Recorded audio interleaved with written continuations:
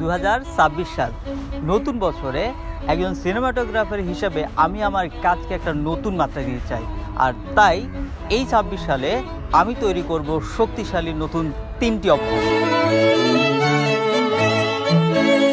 নম্বর 1, ধারাবাহিকতা। পারফেকশনের আশায় বসে না থেকে প্রতিদিন কিছু না কিছু ক্রিয়েট করা দরকার, কারণ ক্রিয়েট করতে করতেই কোনো কিছু পারফেক্ট হয়ে যায়, আর শুরু করাটা সবচেয়ে জরুরি। নম্বর 2, প্রতিদিন অন্তত 15 মিনিট করে নতুন কিছু শেখা। সেটা হতে পারে গিম্বল ব্যবহার করে নতুন কোনো শট শেখা, অথবা এআইকে ব্যবহার করে নতুন কোনো স্কিল তৈরি করা, এনিথিং। কারণ সময় বদলাচ্ছে, আমায় নিজেকেও বদলাতে হবে।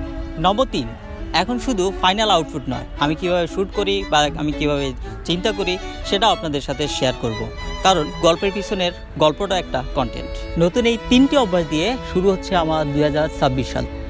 আপনার নতুন বছরের প্ল্যান কি জানিয়ে দিন কমেন্ট বক্সে।